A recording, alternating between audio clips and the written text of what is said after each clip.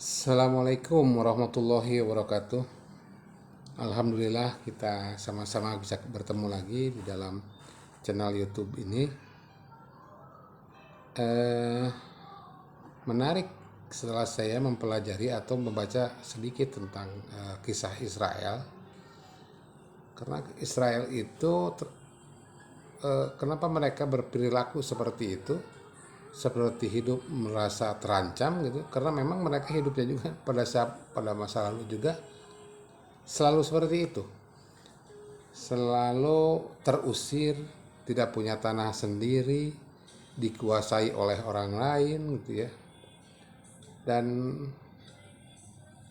iya, harus di bawah kendali kekuasaan lain ya.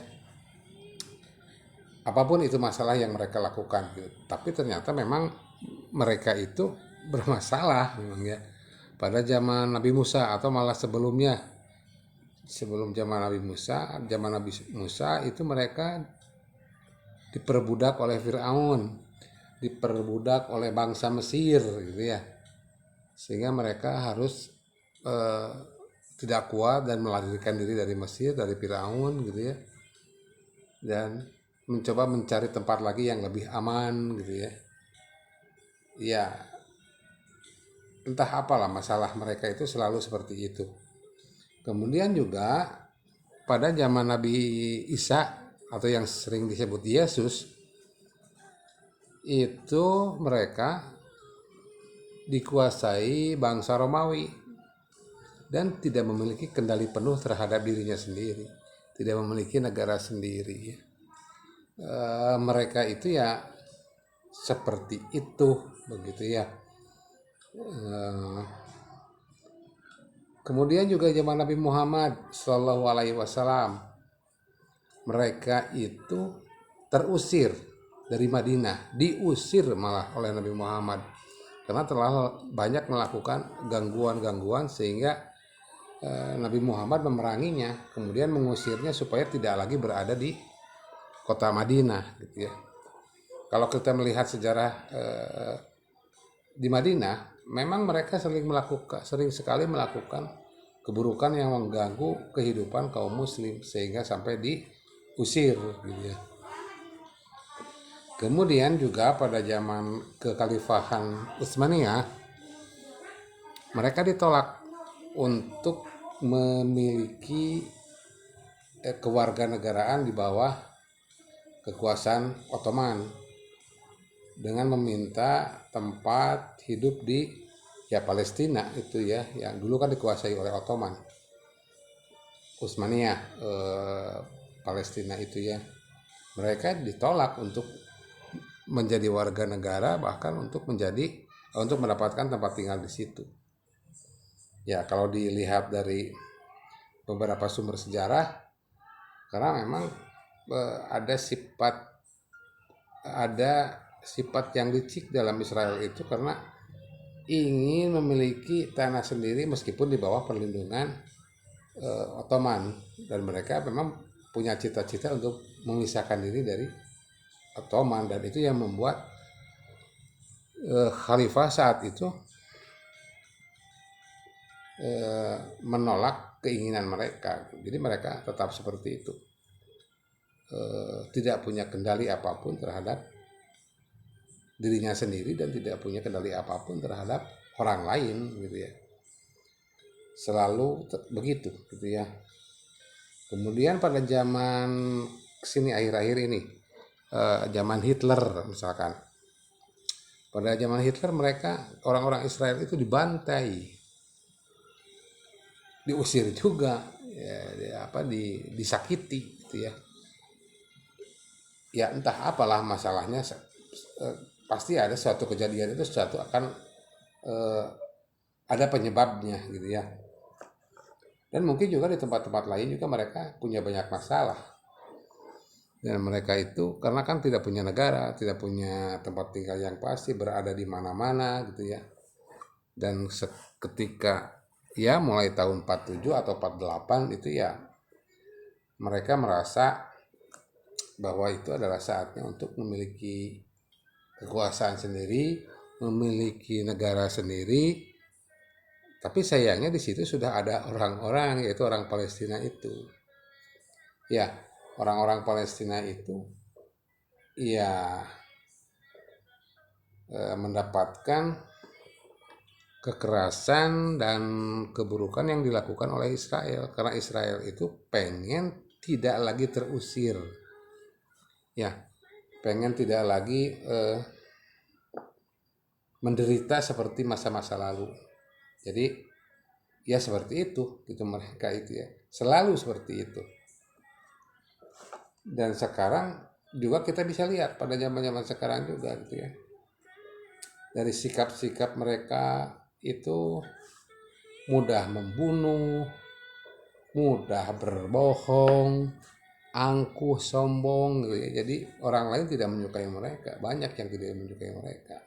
Meskipun sekarang taruhlah mereka mengakui punya negara yang namanya Israel, tetapi mereka itu hidup di dalam hidup dikelilingi oleh musuh-musuhnya, sehingga tentaranya sendiri ya memang harus selalu siap siaga untuk bertempur, dan itu hidupnya dikelilingi musuh.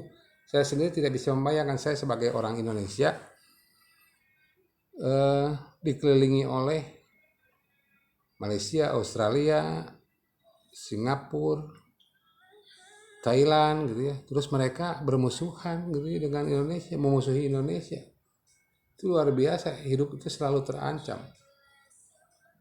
Saya tidak bisa membayangkan, kalaupun ada ya kecil-kecil dengan Malaysia itu kan, kalau ribut dengan Malaysia itu kan seperti ribut antara kakak dengan adik ya. Berbeda kalau Israel dengan negara-negara yang berada di sekitarnya, itu luar biasa. Itu bisa saling bunuh gitu ya, bisa saling hancurkan, dan hidupnya tidak tenang kalau seperti itu. Dan kita juga bisa lihat sikap mereka itu karena mudah membunuh, mudah menodongkan senjata gitu ya, padahal sebetulnya tidak perlu gitu ya. Seperti yang pernah terjadi terhadap pasukan perdamaian PBB. Pasukan perdamaian PBB itu berasal dari Indonesia yang ditempatkan di Lebanon. Itu sudah 2 kali kejadian mereka selalu curiga dan ketakutan yang ditampakkan dengan menodongkan senjata kepada pasukan perdamaian yang berasal dari Indonesia. Coba bayangkan, pasukan perdamaian itu kan tugasnya untuk menjaga perdamaian, tapi mereka menodongkan senjata, bahkan menodongkan tank baja ke pasukan Indonesia yang sedang bertugas menjaga perdamaian. Itu sifat-sifat dan sikap-sikap orang yang ketakutan, takut negaranya atau takut dirinya kembali lagi ke masa lalu seperti yang sudah hancur dan terusir gitu. Ada dua contoh kedua itu adalah ketika ada seorang remaja berusia 15 tahun dari orang Libanon itu melempari pembatas negara Israel dengan Libanon. Anak itu, remaja itu ditangkap oleh pasukan Israel, kemudian dicoba negosiasi, pasukan perdamaian PBB yang berasal dari Indonesia itu mencoba membebaskan yang remaja yang berusia 15 tahun itu. Negosiasinya luar biasa, berjam-jam lama sekali gitu ya. Dan delegasi Indonesia, pasukan Indonesia dan delegasinya yang memang berdiplomasi untuk membebaskan remaja itu mendapatkan perlakuan yang luar biasa, menakutkan gitu ya. Jadi selama pasukan Indonesia di situ itu tidak henti-hentinya mereka menodongkan senjata, selalu menodongkan senjata, padahal pasukan Indonesia itu bukan untuk berperang, tapi menjaga situasi agar tetap damai dengan seragam dan atribut-atribut yang memang biasa digunakan oleh pasukan perdamaian atas restu Perserikatan Bangsa-Bangsa gitu ya. Dengan sangat angkuh, dengan sangat ketakutan juga, dengan sangat arogan dan dengan nggak tahu perasaan di dalam dirinya bagaimana, sehingga dia menodongkan senjata kepada pasukan Indonesia yang sebetulnya tidak perlu untuk menodongkan senjata, karena memang itu cuma diplomasi untuk agar si anak yang 15 tahun itu dibebaskan oleh Israel, karena memang mereka cuma anak-anak dan mungkin dibina selanjutnya, ya dikasih tahu selanjutnya oleh pasukan Indonesia supaya tidak melakukan lagi gitu ya. Itu kan mudah saja kalau di Indonesia kan, urusan seperti itu urusan kecil, tapi kalau di mereka itu sampai mereka harus menodongkan senjata gitu ya.